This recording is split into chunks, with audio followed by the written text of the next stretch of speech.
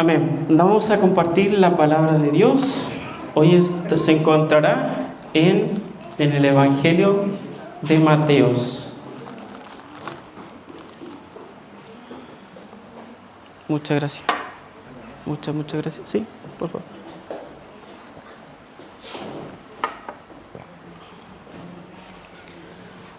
¿Qué nos hablará Dios? ¿Qué nos dirá Dios a través de su palabra? El Evangelio de Mateo es el que vamos a citar en el capítulo 26. Primero voy a orar. Si me permiten, vamos a orar. Señor, dependo de ti, solamente de ti y solamente de ti. No hay confianza en mí, sino que todo depende de ti. Soy un hombre, soy un varón, soy un joven. Soy un hombre que necesita de ti. Necesito de ti para poder respirar, necesito de ti para poder caminar. Necesito de ti para poder estar frente a este púlpito, Señor. Para poder, Señor, entonces hablar de tu palabra, Señor. Citaremos las Escrituras, Señor. Tu palabra que ha llegado hacia nuestras vidas, revelándote, Señor, hacia nosotros. Débil soy, mas solamente puedo confiar en ti. Espíritu Santo de Dios, guíame. Espíritu Santo de Dios, habla a mis hermanos que están acá. Espíritu Santo de Dios, necesitamos de ti, necesitamos de esta agua, que es la palabra de Dios. En el nombre de Jesús, amén, amén. Voy a tratar de poder predicar y voy a tener que ir un poco rápido dentro de la explicación, así que voy a necesitar su atención. Vamos a citar entonces el Evangelio. Cuando usted abre su Biblia en el Nuevo Testamento, tiene el Evangelio de Mateos. Primero Mateo, luego de eso tiene el Evangelio de Marcos, luego de eso tiene el Evangelio según el relato de Lucas y luego tendrá el Evangelio de Juan. Esa es su Biblia tanto cristiana, la que usted tiene. Ahora debo explicar un poco de lo que habla la teoría de las Biblias. Eso es teoría, usted sabe lo que es la palabra teoría. No hay certeza absoluta, pero sí hay una teoría de qué libro se escribió primero. El primer libro en tratar de escribirse, el más remoto, y esto sí está certificado que el primer libro en escribirse es Marcos. Marcos es un libro un poco acotado y es el primer libro que se escribe. El segundo libro que se está escribiendo sobre este es el Evangelio de Mateo, y posterior al Evangelio de Mateo se escribe el Evangelio de Lucas. Eso es lo que habla la teoría, que primero se escribió un libro acotado. Luego sobre este libro se escribió Mateo y sobre este libro se está escribiendo el Evangelio de Lucas. Y Juan es un capítulo o es un libro diferente. Juan está hablando de Cristo, tiene una misión diferente, pero Juan se escribió y es el Evangelio más tardío. Tenemos 4 libros, ¿para qué? Para conocer a Cristo. La Biblia, los Evangelios, son discípulos que caminaron con Cristo, estuvieron con Cristo, fueron por el mismo camino y allí escribieron de Jesucristo. Tanto Pedro y Juan dice que ellos no inventaron estas cosas, sino que hablaron de las cosas que vieron, oyeron, percibieron y estuvieron con Él. Entonces, un evangelio va a ser complementario al otro. Para tener más información, vamos a necesitar más libros para poder saber más. Nuestra fuente primaria para cualquier predicador o para cualquier cosa, nuestra fuente es la Biblia. Así, por ejemplo, voy a usar un ejemplo para poder mostrar esto. Con ejemplo todo se hace un poco más fácil. ¿Se acuerdan de la escena de la cruz? ¿Se acuerdan cuando Jesús está en la cruz? Él está en la cruz y dice unas frases. Algunos ya conocen que es la frase de las 7 palabras o las 7 frases. Bueno, ¿de dónde sacamos estas 7 palabras? En el Evangelio de Mateo y en el Evangelio de Marcos dice: Dios mío, ¿por qué me has desamparado? Solamente en esos 2 evangelios dice: Dios mío, ¿por qué me has desamparado? Luego tienes solamente una frase. Luego vas a Lucas, vas a leer el Evangelio de Lucas y verás otra frase que dice: Padre, perdónalos porque no saben lo que hacen. Una segunda frase. Tercera frase dice: te aseguro que hoy estarás conmigo en el paraíso. Jesús le dice eso al ladrón de la cruz.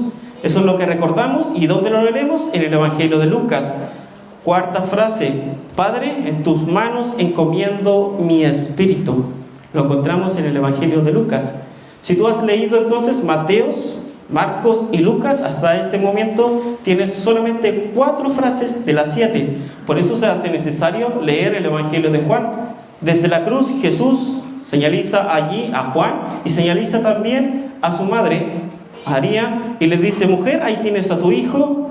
Y a Juan le dice: ahí tienes a tu madre. Quinta frase, y la sexta frase es: tengo sed.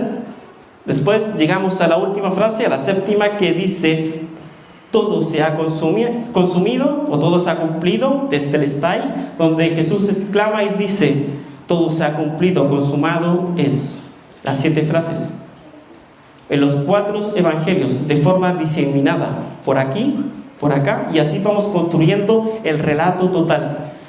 Por ejemplo, esto es muy bueno, porque en Mateos y Marcos dice: Dios mío, ¿por qué me has desamparado? Efectivamente Jesús dijo esas palabras, porque ya está en 2 evangelios. Eso nos asegura ese hecho. Entonces, si me toman atención, necesito explicar esto como base para todos. Sé que esto ustedes, algunos ya lo conocen, más otro, me dirán: ¿algunos evangelios se contradicen? ¿Algún relato se va a contradecir con otro? Tal vez sí hay ciertas diferencias. Les daré un ejemplo. Lucas, Evangelio de Lucas. Estamos en la tumba, Jesús resucitó, está el escenario de la tumba, y allí aconteció, en Lucas 24 dice: aconteció que ellas, estando perplejas, aquí se pararon junto a ellas 2 varones con vestiduras resplandecientes. En Lucas dice que son 2 varones. Pero vamos a Mateos, y Mateo dice: porque un ángel del Señor. Dice: un solo ángel. Ahora en Marcos dice: vieron a un joven sentado al lado derecho. ¿Cuántos ángeles eran? ¿Eran 2 o era 1? Pareciera que hay una contradicción en sus relatos y que hay una diferencia. Bueno, no importa si eran 1 ángel, si eran 2, no va a cambiar la doctrina. Pero si te fijas, hay ciertas diferencias entre un relato y en otro relato del Evangelio. Pero a la misma vez estás viendo que hay complemento en sus relatos. Lo voy a explicar. Esto tiene un argumento. Por ejemplo, venimos acá, hay 4 personas y vienen a comer una cena, van a comer el mismo plato de comida, van a tomar los mismos jugos, bebidas, y van a ser servidos cada uno con su plato. Conversarán y platicarán, estuvieran allí. Luego se van a su casa y posterior a esto son entrevistados esas 4 personas. Esas 4 personas dirán un relato más o menos similar, no idéntico al otro, similar. Cada uno percibió de una forma diferente aquella cena. ¿Por qué? Si los 4 dijeran lo mismo, se ponen de acuerdo y dicen lo mismo, sería muy sospechoso. Y ellos se confabularon. Ellos se pusieron de acuerdo, quisieron inventar esto del Evangelio y se confabularon. Pero no, tú te das cuenta que hay ciertas diferencias entre un relato al otro, y además que se van complementando. Uno vio a Cristo de esta forma, el otro vio a Cristo de esta forma, pero todos hablaron de un mismo Mesías. Eso es importante. Entonces, para conocer a Cristo tenemos la Biblia, 4 evangelios.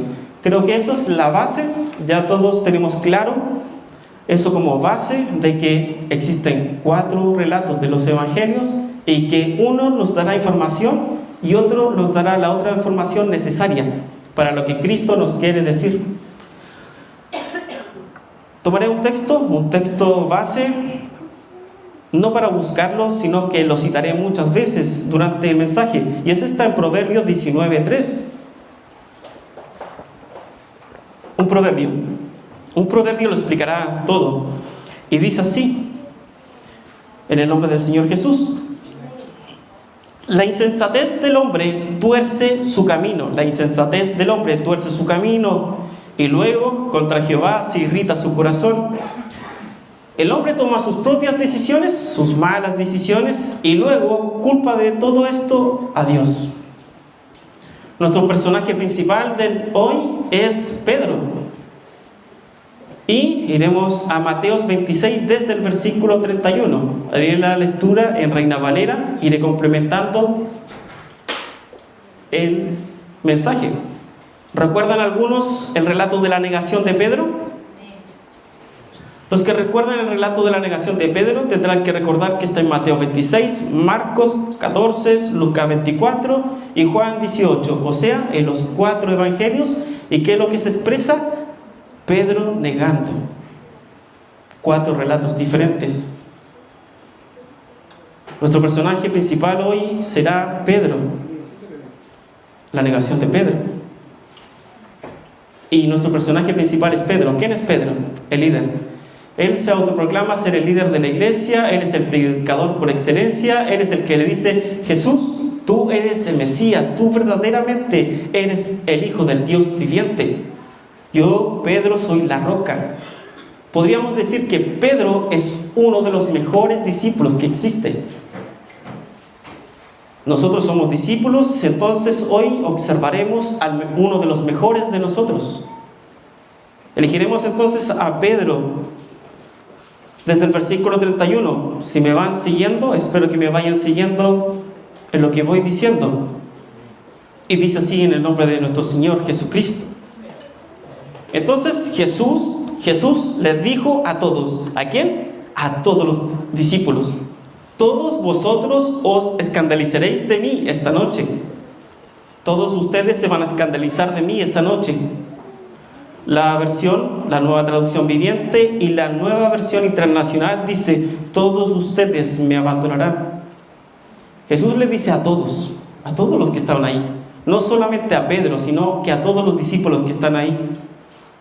Y dice: porque escrito está. Jesús citando las escrituras. Jesús cita Zacarías 13:7.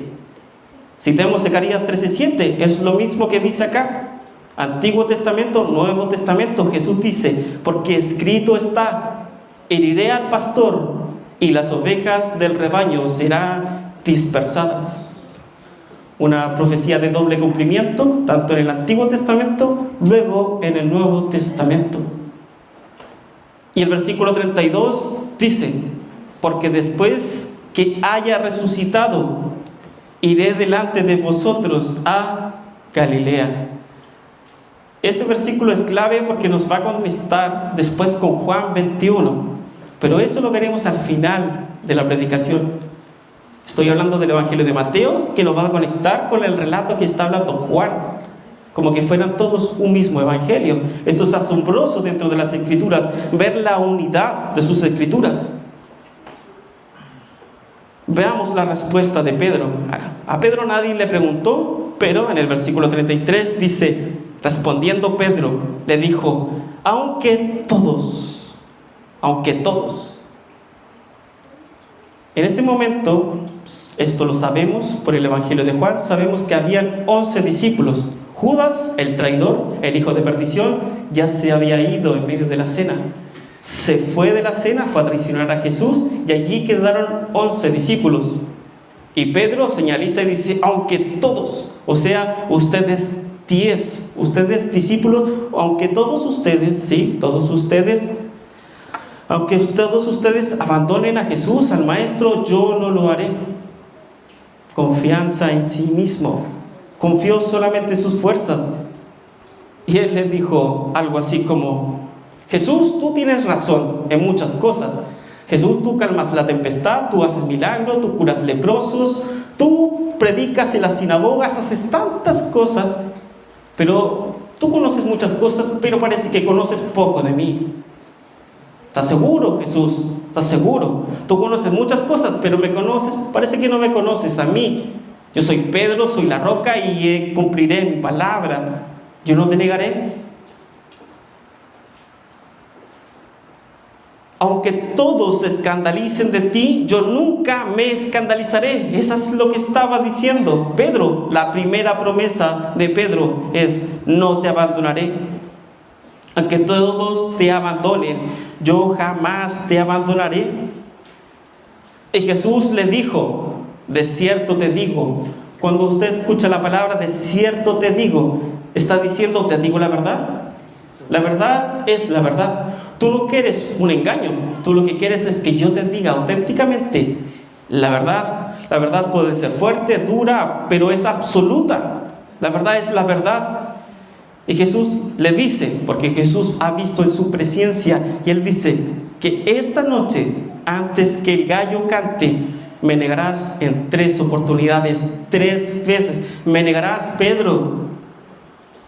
Pero Pedro le hace una promesa a Jesús, y Jesús le dice, no la vas a cumplir. Pedro insiste en lo mismo, confía demasiado en sus propias fuerzas, en su propia capacidad. Y el discípulo Pedro le dijo, aunque me sea necesario morir contigo, no te negaré. Segunda promesa, ahora le dice, no te negaré. Si es necesario morir contigo. Segunda promesa, morir contigo. Pedro pareciera que olvidó las palabras del profeta Jeremías, que dice, maldito el varón o maldito el hombre que confía en el hombre, que confía en sí mismo. Y tal vez también olvidó el Proverbio 19 que dice, la insensatez del hombre tuerce su camino y luego contra Jehová irrita su corazón y luego culpa a Jehová por lo ocurrido. Cuando lees también Lucas, complementario a todo esto, dice, Simón, Simón, Satanás ha pedido zarandear a cada uno de ustedes como si fuera a trigo. Los va a mover, los va a ejercitar para allá y para acá. Satanás ha pedido por sus cabezas.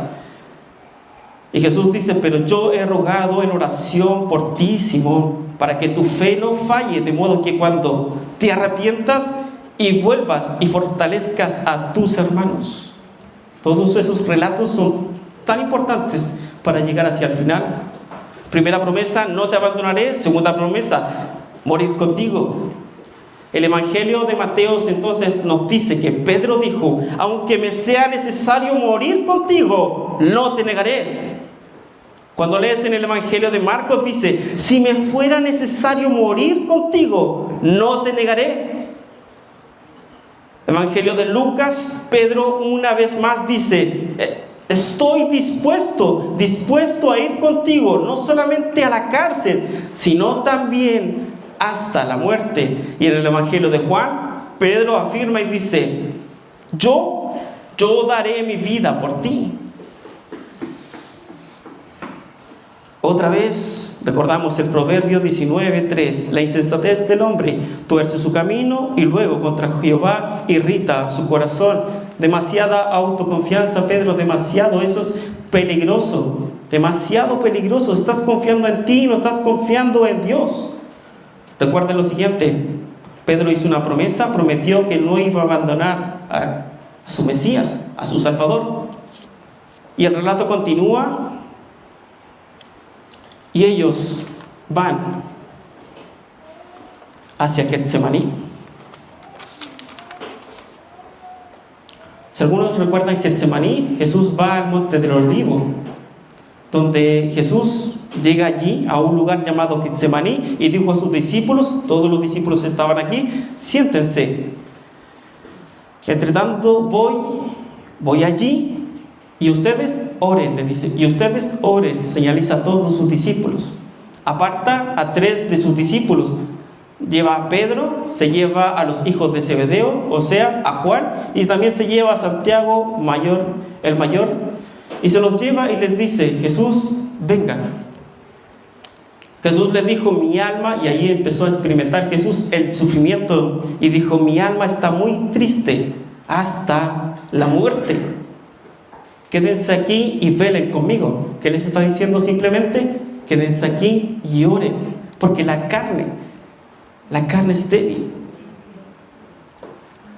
Jesús va un poco más adelante, se postra en rostro y se pone a orar, y ustedes ya saben la historia, que Él dice, Dios mío, si es posible que pase de mí esta copa, si es posible que de mí pase este sufrimiento, pero no sea como yo quiero, sino como tú quieres. Luego Jesús viene donde sus discípulos, y ¿qué pasó? Estaban durmiendo una vez más. Y dijo Pedro, recuerden, Pedro dijo una promesa, y le dijo Pedro, así que no has podido velar conmigo una hora. 1 hora, velad y orad para que no entren en tentación. Recuerden lo siguiente: el espíritu a la verdad está dispuesto, su espíritu está totalmente dispuesto, pero la carne es débil. El espíritu interno está dispuesto a seguir a Cristo, pero la carne es débil. Deben orar. Otra vez fue y oró por segunda vez. Y Jesús decía lo mismo: Padre, si no puedes pasar de mí esta copa, pero hágase tu voluntad, que se haga tu voluntad. Otra vez viene, los halla y ellos estaban durmiendo. Jesús les dice: velen por una tercera vez. Él va a orar nuevamente, luego vuelve y ellos seguían durmiendo.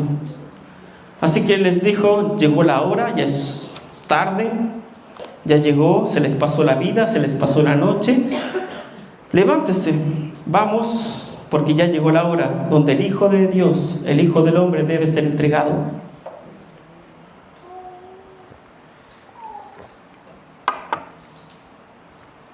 Y allí llega Judas, lo traiciona con un beso en la mejilla, y vienen a arrestar a Jesús. Vienen a arrestar a Jesús en ese momento. Viene uno de los soldados del sumo sacerdote a arrestar a Jesús. Y adivinen quién actúa ahí. Pedro, el impulsivo Pedro, salta, toma su espada y corta la oreja de este soldado. ¿Le recuerdan esa historia? Bueno, Mateo, Lucas, Marcos no dicen quién es, pero el Evangelio de Juan nos dice: y fue Pedro. Bueno, tenemos certeza que fue Pedro. Pedro va, corta la oreja de este hombre.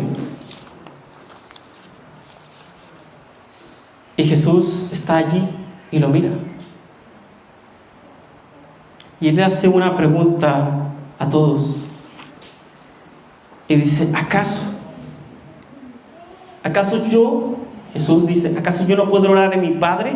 Y mi Padre mandaría aquí una legión de ángeles para poder defenderme. Le aseguro, lo que estaba pasando allí es una guerra espiritual. Jesús oraba, pedía a su Padre y enviaba 12 legiones de ángeles. No sé cuánto es 12 legiones de ángeles. Sé que es mucho, y más o menos lo que averigüé podría ser 60,000, 72,000 ángeles. Era una batalla espiritual que se estaba poniendo allí. El relato de Juan nos dice que Jesús, él estaba allí, lo van a aprisionar, y en ese momento él exclama y dice: yo soy. Y cuando Jesús dice yo soy, todos caen al suelo. Jesús tiene la autoridad espiritual y la autoridad física para haber sido librado en ese momento. Pero les aseguro una cosa: Jesús dijo: yo sí voy a dar mi vida. Yo sí voy a dar mi vida por ti, Pedro, y por todos los discípulos. Jesús sí estaba dispuesto. Él oró, él veló toda la noche. Él estuvo allí.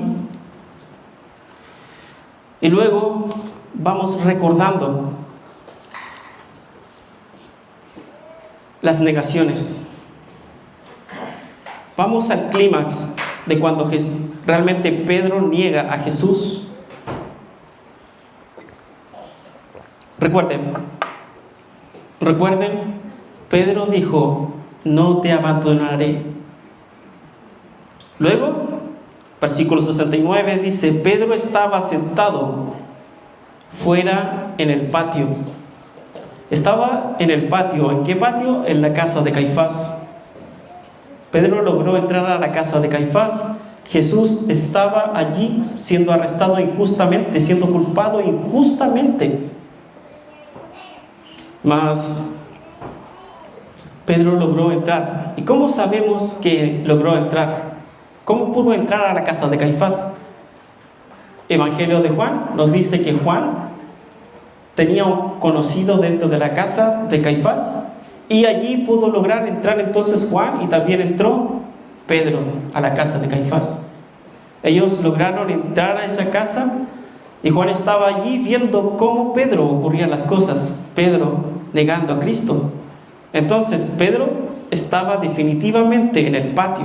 Se le acercó una criada, En el Evangelio de Marcos nos dice que esa criada era una criada de Caifás. Así que se acercó la sirvienta de Caifás y le dijo a él, personalmente le dijo: tú estabas con Jesús el Galileo. Lo identificó, le dijo: tú estabas con Jesús el Galileo.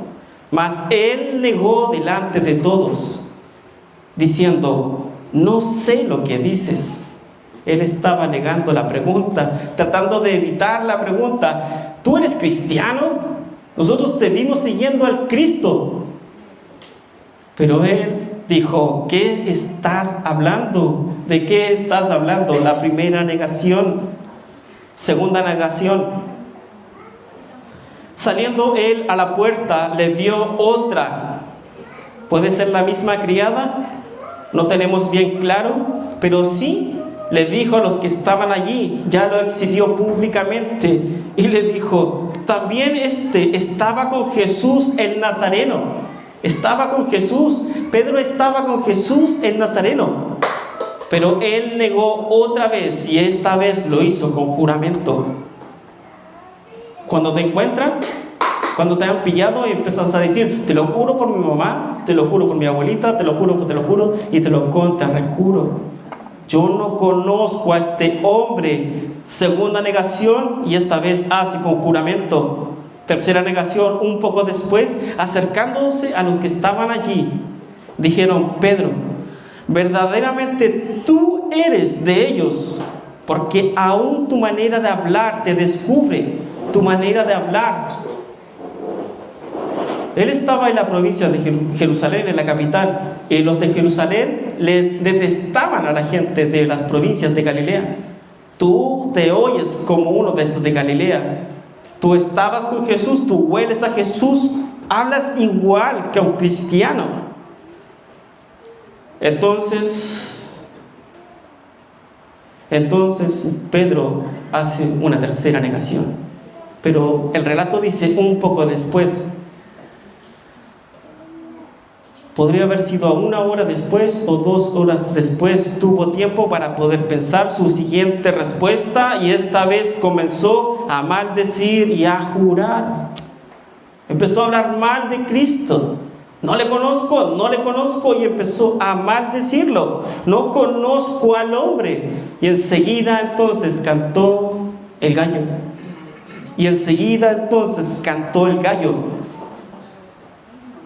El Evangelio de Lucas nos da un poco más de información y nos dice que en ese momento estaba Jesús allí. Miró a Pedro. El Señor Jesús se volvió y miró a Pedro. Y de repente las palabras del Señor pasaron rápidamente por su mente. Acaba de fallar a su maestro. Jesús lo mira y él se lamentó. Entonces Pedro se acordó de las palabras de Jesús que le había dicho: antes que cante el gallo me negarás 3 veces. Antes de que cante el gallo me negarás 3 veces. La pregunta ¿es un gallo como nosotros conocemos las gallinas? Puede ser, ¿por qué no? Puede ser una gallina. Las gallinas existían en el tiempo de Jesús. El problema está que las gallinas son un animal impuro para los judíos. Difícilmente hubiera habido allí una gallina en la casa de Caifás. Tal vez se refería al gallicinio, que es el toque de trompeta en el cambio de guardia de los soldados romanos. El punto es si habrá cantado una gallina o habrá cantado un toque de trompeta. El punto está que ese gallo le dijo a su conciencia: fallaste. Cuando escuches el gallo, su conciencia le habló. Su conciencia. Puedes escapar de todas partes, puedes disimular todo lo que tú quieres, puedes mirar para todas partes, pero no podrás escapar de tu conciencia. Jesús lo miró y simplemente él lloró amargamente. ¿Por qué? Se arrepintió, te he fallado, maestro. Y el relato continúa y dice, y lloró amargamente. Pedro le falló a su maestro. Y no solamente en una oportunidad, sino que la hizo en 3 oportunidades diferentes. Lo hizo, lo negó a solas con la sirvienta, lo negó después en público y luego empezó a jurar y a maldecir, decir, no conozco a este hombre. Romanos 2:15 nos dice que la conciencia nos acusa cada vez que hacemos algo malo. La conciencia. Entonces, ¿qué pasaría si otra vez, tal vez, Señor, y tal vez si cantara el gallo una vez más?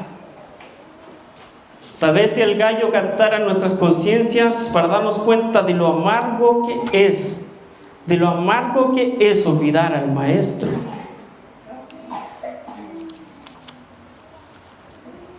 Acaba de fallar Pedro a su maestro, a quien dijo que iba a seguir. Finalmente no cumplió ninguna de sus propias promesas. ¿Por qué? Autoconfianza en sí mismo. Confió en sí mismo y no confió en las palabras de su maestro. Un relato complementario a esto es, ¿se acuerdan de Adán y Eva? Adán y Eva comieron del fruto prohibido, conocido, o también del fruto del conocimiento del bien y el mal. Ellos cayeron de la gracia de Dios. Ellos compartían en el huerto, estaban en la presencia de Dios continuamente. Y cuando cayeron, Dios llamó al hombre. El hombre y la mujer se escondieron de la presencia de Jehová entre los árboles del huerto. Mas Jehová llamó al hombre y le dijo, ¿dónde estás tú? ¿Dónde estás tú? No estaba buscando una posición geográfica. La pregunta no es dónde estás, la pregunta es ¿dónde estás tú? Y el hombre tuvo conciencia de lo que había hecho. Acaba de romper su relación con Dios. El hombre se perdió en sí mismo y definitivamente no sabía dónde estaba. Adán respondió, oí tu voz en el huerto y tuve miedo porque estaba desnudo y me escondí. Tuve miedo. Pedro tuvo miedo, no estaba dispuesto a morir por Cristo, valoró más su vida, su familia, su mundo, y no fue capaz de ir a la muerte por él. ¿Por qué? Confianza en sí mismo. ¿Cuál es la raíz de todo este problema? El necio, un hombre necio. Vamos a ejemplificar todo esto y citemos las Escrituras.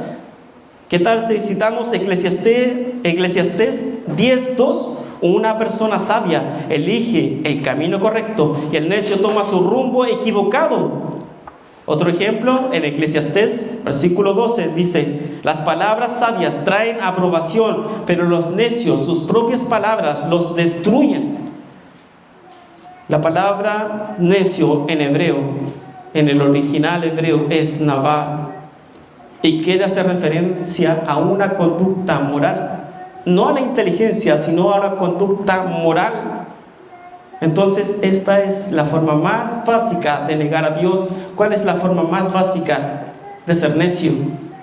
Salmo 14, dice el necio en su corazón, no hay Dios. El necio dice en su corazón, no hay Dios. Vivo como que Dios no existiera. Vive en un mundo como haciendo lo contrario que Dios ha establecido. Comportamientos necios. Proverbio 14 dice, no te acerques a los necios, porque no encontrarás conocimiento en sus labios. Los prudentes saben dónde van, en cambio los necios se engañan a sí mismos. Los necios se burlan de la culpa, pero los justos la reconocen y buscan la reconciliación. Proverbio 19 dice, es mejor ser pobre y honesto que deshonesto y necios. Y Proverbio 19:3, la gente arruina su vida por su propia necedad y después se enoja con el Señor. La necedad está ligada, dice el Proverbio 22:15, está ligada al corazón de un niño. Inmadurez espiritual está ligada al corazón de un niño, pero la vara que no acepta la disciplina lo alejará de ella. Y yo les haría una pregunta: ¿cuántos problemas nos habríamos ahorrado si hubiéramos actuado de forma adulta y no como niños? Si hubiéramos tomado decisiones de una forma responsable, madura, en Cristo. ¿Cuántos problemas nos hubiéramos ahorrado si actuáramos de forma sabia y no siguiendo la propia opinión, el consejo del necio? ¿Cuántos problemas nos evitaríamos si dejáramos de actuar como niños? Y si de algo que me arrepiento es de no haber leído las Escrituras antes, tanto tiempo, tantos años, dejándola de lado. Más tarde. Y ahora trato de leer las Escrituras a diario, trato de estar en ellas, pero aún así falta tiempo. Siempre faltará tiempo. Y si les recomendara hacer algo, busquen en las Escrituras y no en su propia opinión. La necedad no es falta de conocimiento, no es algo intelectual, sino una actitud pecaminosa. Nuevamente citaré Proverbios 19:3. La gente arruina su vida por su propia necedad y después se enoja con el Señor. Proverbios 24:9. El pensamiento necio definitivamente es pecado. ¿Y qué tienen en común el libro de Eclesiastés con el libro de los Proverbios, que los escribió el rey Salomón? Y todos conocen la historia de Salomón como el que pide sabiduría a Dios. Está pidiendo sabiduría. ¿Qué entendemos por sabiduría? A través de un sueño, el Señor le habla a Salomón, y Salomón dice: ahora, oh Señor mi Dios, tú me has hecho rey en lugar de mi padre David, pero soy como un niño pequeño que no sabe de dónde ir. Salomón reconoce que es un niño pequeño. La tradición dice que él tenía unos 12 años. Sin embargo, aquí estoy en medio de un pueblo escogido, una nación tan grande y numerosa que no se puede contar.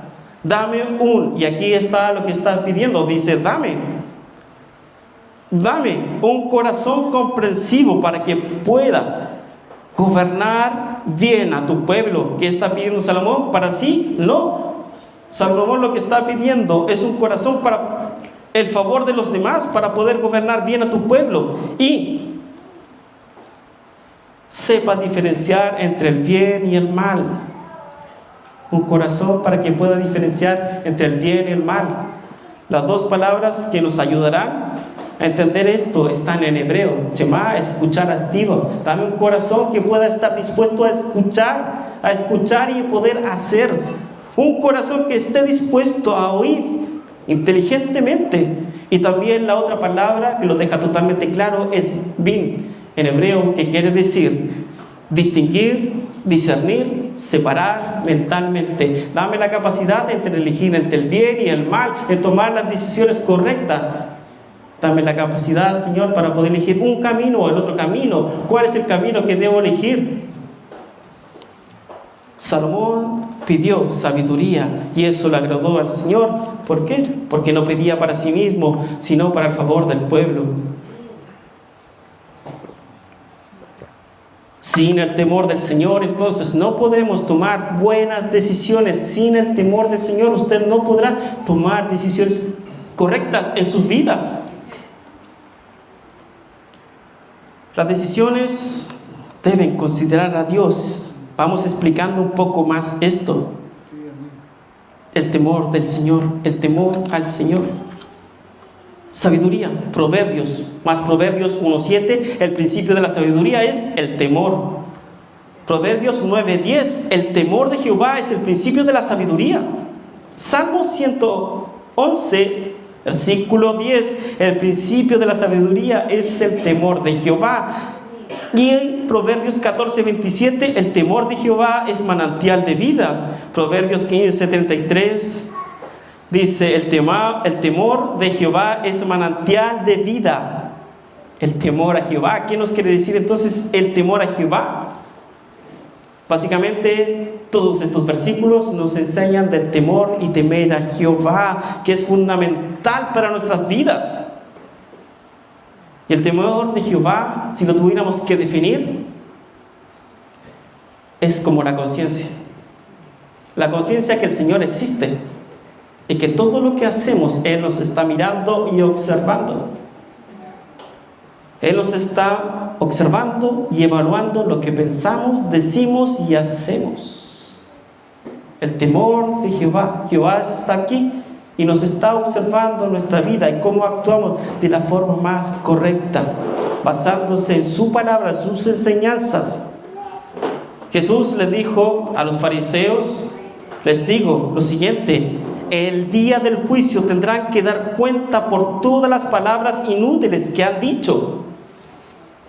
Y realmente el Salmo 139 dice: ¿sabes cuándo me siento y cuándo me levanto? Conoces mis pensamientos y aún cuando me encuentro lejos. El Señor lo sabe todo y lo conoce todo. Él lo escudriña todo y sabrá cada uno de tus secretos. El Señor sabe cómo eres aquí, cómo eres en tu trabajo, en el colegio, en la universidad, con tus familiares, con tus vecinos. El Señor lo conoce y Él lo sabe todo. El temor de Jehová está infundido en ti. Sabes que Dios te está mirando y te está observando diariamente. Entonces, ¿cómo actúas? ¿Tienes la capacidad de discernir entre el bien y el mal? Señor, dame la capacidad de poder discernir entre lo que es correcto y lo que no es incorrecto, en lo que te agrada y en lo que realmente no te agrada. Eres un Dios santo, lo que te agrada y lo que no te agrada. En tus palabras entonces meditaré todos los días para poder nutrirme de la palabra de Dios.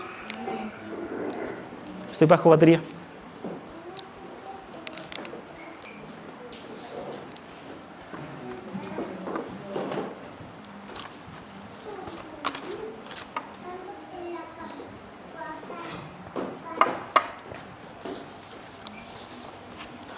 Muchas gracias.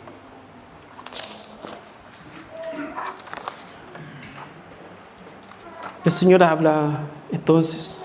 El temor del Señor es: tomamos decisiones basándonos en lo que Él quiere para nuestras vidas.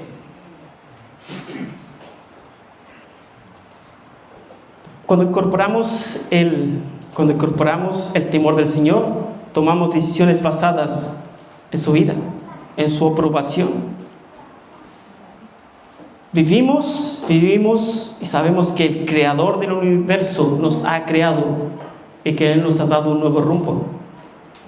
Fíate de Jehová de todo corazón y no te apoyes en tu propia prudencia. Proverbios 3:6. Reconoce en todos tus caminos y endereza tus veredas. No seas sabio en tu propia opinión. Teme a Jehová y apártate del mal. ¿Qué tal eso? No seas sabio en tu propia opinión. Teme a Jehová y apártate del mal. ¿Sabes cuál es el problema? La raíz de todo este problema está en que Pedro simplemente confió en sí mismo, confió en su propia opinión, en lo como yo puedo hacerlo y resolverlo. Autoconfianza, confianza atrevida. Él se proclama como el hombre invencible. Confió en sus capacidades, en su determinación, en su potencial. Pero cuando miró a los ojos del maestro, ya cometió 3 errores y acaba de negar a Jesús en 3 oportunidades. Jesús lo miró y solamente le bastó eso. Su conciencia, el canto del gallo, le hizo entrar una vez más y le dijo: ¡Hey! ¡Stop! ¡Para! Has fallado. Entonces él se arrepintió, lloró amargamente. ¿En ¿Qué errores tuvo? Primero, 1, Pedro se jactó demasiado, pero él dijo: yo soy la roca. Él creía que era fuerte. A él se le concedió el poder de hacer milagros, de curar enfermos, de echar demonios. Él era un líder nato del grupo, él era un predicador por excelencia. Se jactó demasiado. Error número 2, Pedro escuchó muy poco. Jesús le dijo: Satanás ha pedido por ti, ha pedido por tu cabeza y te va a zarandear y lo va a hacer como a trigo. El que está seguro, mire que no caiga. Y Pedro menospreció las advertencias, no quiso escuchar la palabra de Cristo. Número 3, error número 3, Pedro oró muy poco. No oró en Getsemaní, claramente no oró, omitió el deber de todo cristiano, que es dependencia de Dios. Yo necesito a Dios, por eso oro, Señor, necesito de ti. Omitió el sermón del monte, los pobres en espíritu, los que dependen de Dios. Y su carne actuó rápidamente, su carne salió a la luz. Él no tomó en consideraciones las palabras, oró muy poco. Definitivamente se nos cayó el líder, uno de nuestros mejores soldados.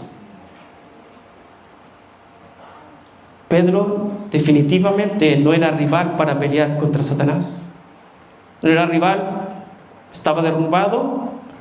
Aquel hombre que curaba enfermos, el líder del grupo, el que echaba demonios, ya no tenía autoridad, estaba totalmente desarmado. Y no lo negó una vez, sino que le hizo en 3 oportunidades. Pedro recordó lo que Jesús le dijo y recordó sus palabras necias, confianza en sí mismo. Ese era su gran problema. Pero recuerdan cuando Jesús les dijo: pero yo he rogado en oración por ti, Simón, para que tu fe no falle. De modo que cuando te arrepientas y vuelvas a mí, fortalezcas a tus hermanos. Después de que hayas pasado esta prueba, te arrepientas y vuelvas a mí, servirás para ejemplo para los demás. Y enseñarás a otro esta misma lección de autoconfianza en ti mismo. 3 negaciones y Cristo lo restauró en 3 oportunidades.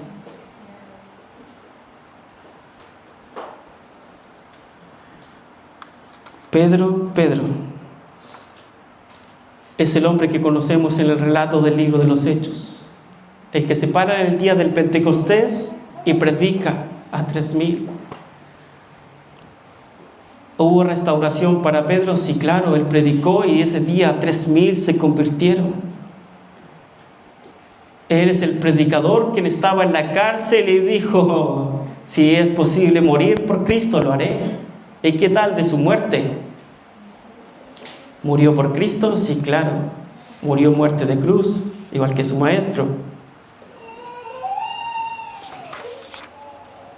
Les dije que el Evangelio de Mateo conecta con el Evangelio de Juan, y el Evangelio de Juan, en el versículo 21, termina la historia, termina el último capítulo del Evangelio, y aquí está la continuidad de la historia de Pedro. Más tarde Jesús se apareció nuevamente con sus discípulos frente al mar de Galilea.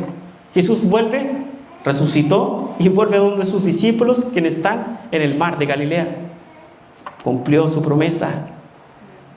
En ese momento habían varios discípulos, habían 7. Estaba Simón Pedro, estaba Juan, estaba Santiago, estaba también Tomás, y habían otros 2 más. Así que Simón Pedro dijo: me voy a pescar. Tomó sus redes, volvió a su vida antigua, dijo: me voy a pescar. Y sus discípulos se fueron con él, dijeron: sí, ok, vamos a echar las redes. Pero no pescaron nada. Definitivamente no pescaron nada. No tenían cómo pescar. Y de repente en la playa estaban allí y llega un hombre y les dice: amigos, ¿pescaron algo? No contestaron ellos. Echen nuevamente la red. Ellos no se habían dado cuenta que era Jesús todavía, no lo lograban ver. Ellos echan las redes, pescan, y otra vez hay una pesca más grande y más milagrosa. Entonces Juan dice: Pedro, mira, fíjate, es el Señor Jesús, nuevamente ha venido. Y en ese momento aparece Cristo. ¿Y Pedro qué hizo? Corrió a los brazos de su Mesías, de su Maestro. Estuvo ahí. No le importaron los peces, solamente se fue donde él. Desayunaron, compartieron juntos ese día. Y Jesús le pregunta a Simón Pedro, hijo de Juan, ¿me amas como a estos? Y hace la pregunta, 3 preguntas claras. La leeré en versión Nueva Traducción para que podamos entenderlo más fácil. Simón, hijo de Juan, ¿me amas como a esto? Y él dice, sí, Señor, contestó Pedro, tú sabes que te quiero. Entonces alimenta a mis corderos. Le dijo Jesús, una vez más, Jesús repitió la pregunta, Simón, hijo de Juan, ¿me amas? Sí, Señor, dijo Pedro, tú sabes que te quiero. Entonces, cuida mis ovejas. Y Jesús les dijo, una vez más, tercera vez, Simón, hijo de Juan, y ahora cambia la pregunta, ya no es, ¿me amas? ¿Me quieres? Señor, tú sabes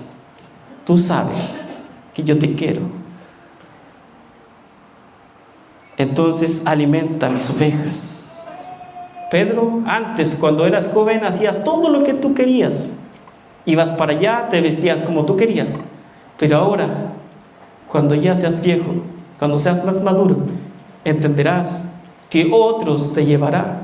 Otro te dará para vestir, para comer, y estarás dispuesto a todo. Ese es Pedro, el que se para el día del Pentecostés y dice, Cristo vino, murió, resucitó, se convirtieron 3,000, llamó a los arrepentidos, estaba restaurado. Él mismo, el hombre se apartó de Dios y ahora Cristo vino a presentarse. Pedro, ¿sabes cuáles son las primeras palabras en el Evangelio de Mateo? Podemos ver esto, las primeras palabras que Jesús le dice a Pedro es, sígueme, ve, sígueme. ¿Cuáles son las últimas palabras que le dice Jesús a Pedro? Sígueme, según el relato de Juan. Un evangelio lo va a conectar con el otro evangelio, unidad de pensamiento, una sola Biblia, unas solas escrituras. Pedro acaba de fallar 3 veces, Cristo lo restaura, tenemos el libro de Hechos, y Pedro va a predicar hacia los gentiles, les predica allá, hace milagros. Dice las escrituras que con sus sombras se sanaban los enfermos. Dejó de confiar en sí mismo, confió en Dios. Y eso es lo que somos, hombres.